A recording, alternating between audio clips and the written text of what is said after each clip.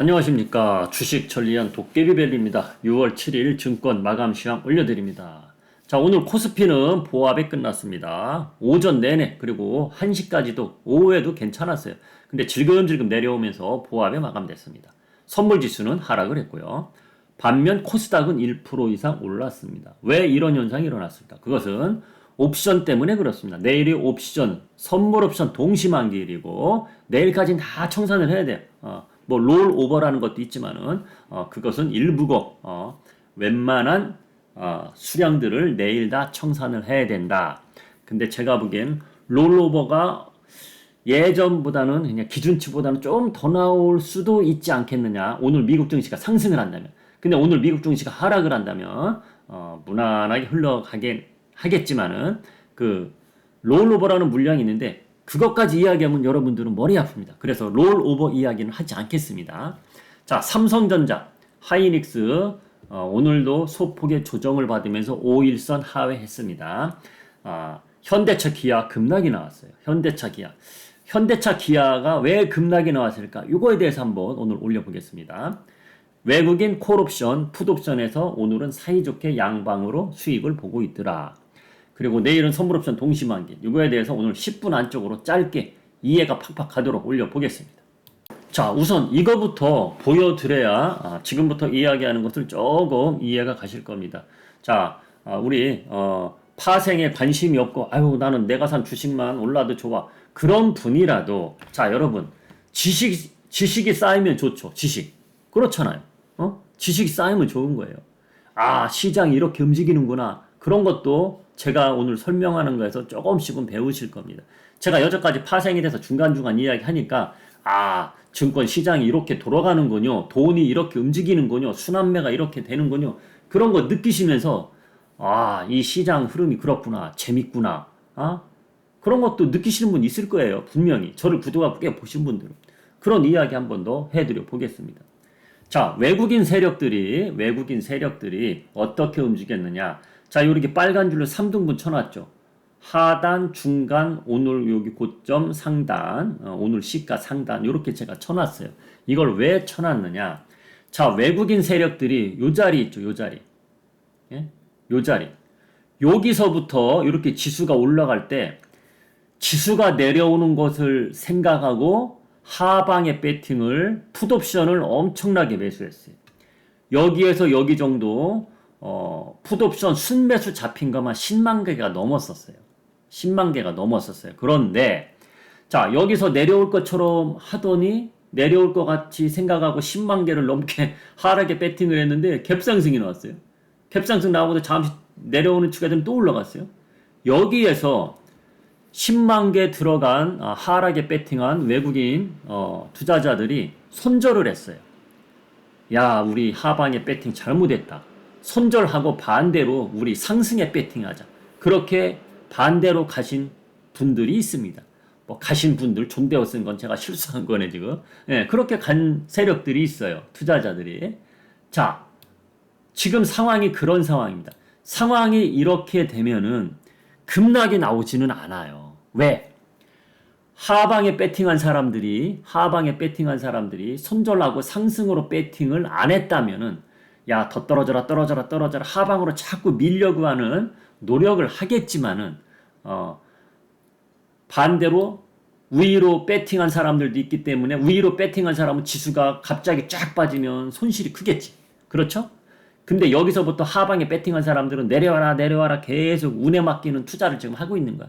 지금 외국인 세력도 수급 구조상 외국인 세력들이 막 누른다고 해서 지수가 막 내려가지가 않아요. 지금 구조가 그렇게 엉켜버렸기 때문에 오늘 같은 날 되게 자, 제 경험을 한번 말을 해볼게요. 오늘 같은 날 되게 어떻게 되냐면 오늘 같은 날 분봉을 보여드릴게요. 갭상승 작게는 쭉 올라갔다 쭉 내려왔죠. 이거가 밑으로 쭉 더 내려갑니다. 한 이 정도까지 내려와요. 이 정도까지는 오늘 같은 날, 오늘 같은 분위기.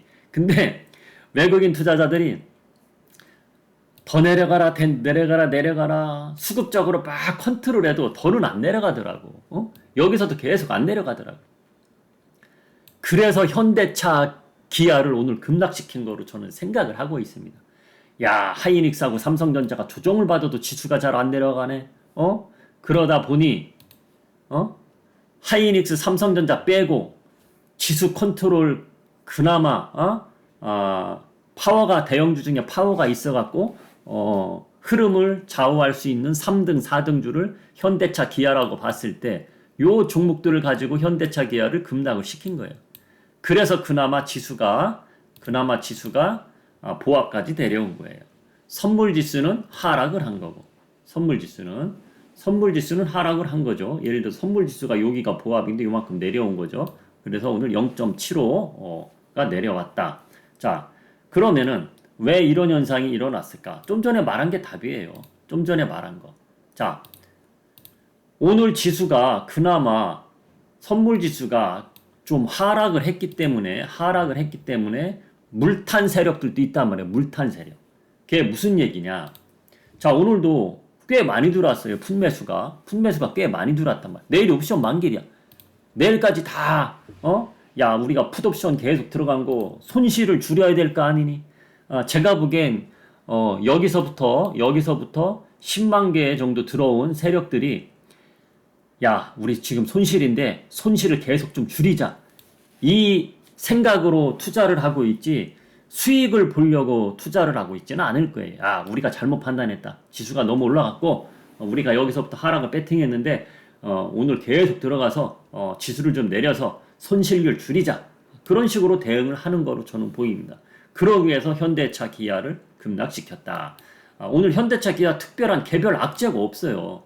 뭐 어디에는 보면 이런 거 뭐 현대차, 기아, 전기차 글로벌적으로 많이 팔렸는데 현대차, 기아는 그들에 비해 뭐 성장성이 적다 뭐 그런 식의 뉴스가 나오는데 별 신빙성이 없어 보이는 갖다 붙이는 뉴스 같은 그런 흐름으로 보입니다. 그렇기 때문에 제가 보기에는 좀 전에 옵션 만기를 맞이해서 내일까지 다 청산을 해야 되는데 오늘도 지수가 올라가니까 지금 외국인 세력들도 미국 증시가 이틀 동안 올라간 건 아니거든요. 그렇죠?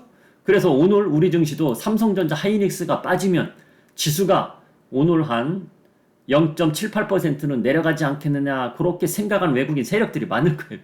그런데 오늘 지수가 위에서 빌빌대고 있으니 안 내려오고 거기서 계속 받쳐주고 있으니 현대차하고 기아를 하락시켜서 그나마 지수를 보합권 내려고 선물지수를 하락시켰다. 저는 그렇게 생각을 하고 있습니다.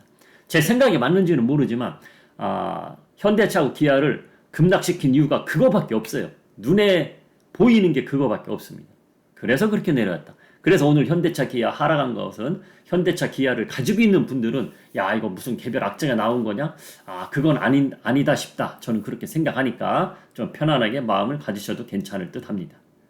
그리고 삼성전자가 72,000원 넘어가지 않는 한 지수는 추가 상승이 나오는 것이 조금 버겁지 않을까 이런 식으로 제가 이틀 동안 말을 해드렸는데 역시나 72,000원은 못 넘어가고 있습니다. 그렇기 때문에 증시 흐름은 미국에서 특별 호재가 또 나타나지 않는 한 우리 증시 지수는 삼성전자 72,000원 기준점을 보시고 위로 가느냐 마느냐는 그리고 코스피 지수도 어차피 2,600을 넘어섰잖아요. 그러면 견조하게 잘 가려면은 2,600 밑으로 잠깐 내려갔다가 또다시 올라오는 것이 좋습니다. 이렇게 올라가다 보면은 분명히 조만간 1% 이상 빠지는 그런 날이 올 확률이 아주 커요. 그래서 제가 월요일 날에도 코스피 지수 견조하게 잘 2600 근처에서 버틸려면은 삼성전자, 하이닉스가 좀 쉬어가야 된다. 그래서 삼성전자, 하이닉스는 잘 쉬어가고 있어요. 그래서 여기서 뒷받침해 줄 거가 월요일 날은 현대차, 기아가 뒷받침해 주면 그렇게 되겠다. 월요일 날은 그렇게 된 거예요. 그렇죠? 근데 오늘은 현대차, 기아가 쭉 빠졌단 말이야.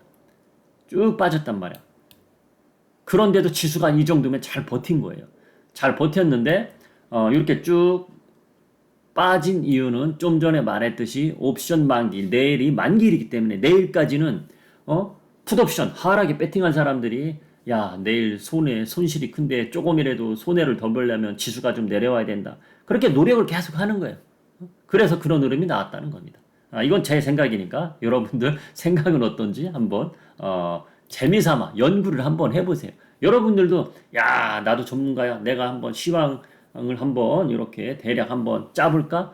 그런 식으로 한번 보세요. 제가 보는 눈은 그렇습니다. 제가 보는 눈은 자 그래서 오늘 미국 증시가 어떻게 되느냐에 따라서 우리 증시 스타트가 또 어떻게 되겠지만은 증시 흐름은 지금까지 말한 거 그대로 흘러갈 것이다.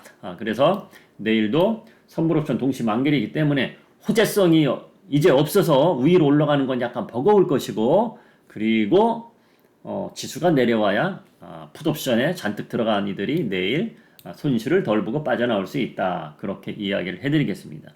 자, 오늘 밤 미국 증시가 어떻게 되는지에 따라 또 내일 아침 증권 시황 전략 올려드리겠습니다. 오늘은 어떤 종목이 어떤 업종이 어떻다 이런 이야기는 하지 않겠습니다. 오늘도 신규 매수는 제가 안 하는 게 낫다고 했듯이 지금은 그런 시간입니다. 그런 시간, 그런 타이밍이라는 거예요. 그렇게 알고 가시면서 내일은 좀 더 디테일하게 선물옵션 동시 만기를 맞이해서 어떻게 대응을 해야 될지 알려드리겠습니다. 자, 그리고 이거 하나 더. 오늘 만약에 매수를 했다면 윗골이 쭉 남기는 날이라 별로 좋지 않았다는 거죠. 그래서 오늘도 우리 신규 분할 매수 들어가는 종목도 오늘은 안 들어간다 그랬잖아요. 그리고 단타한다 그랬잖아요. 오늘 단타 종목도 저희는 손실도 안 봤지만 수익도 안 봤어요. 들어갔다가 타이밍이 안 맞아서 어떤 종목은 못 들어갔어요. 스타트부터 3% 정도 올라서. 근데 들어갈까 말까 하다 3% 올랐는데 단타치기엔 버겁다 했더니 7%까지 올라가고 8%까지 올라가더라고요. 그래서 놓쳐갖고 다른 종목으로 또 단타를 드렸는데 그 종목이 단타는 오늘 들어가서 무조건 오늘 빠져나오는 거거든. 내일은 없어요. 단타 회원님들은. 그래서 오늘 하락 구간에서 들어가자 해갖고 그 종목이 3% 정도 올라갔었지만 하락 구간으로 내려오더라고 역시. 그래서 잘 들어갔어요. 그래서 오늘 2%라도 먹겠다 생각을 했는데 0.98%까지는 올라가더라고요. 근데 거기서 힘이 없는 것 같아서 일단 조금이라도 먹으면 일단 빠져나오자 이런 식으로 오늘도 빠져나왔습니다. 그래서 오늘은 오후에 질금질금 내려왔기 때문에 뭐 단타치기도 좋지 않았던 날이고 그런 날이었다. 그렇게 보시면 될 것 같습니다. 자, 저는 여기서 줄이겠습니다. 지금까지 주식 전리한 도깨비밸류였습니다.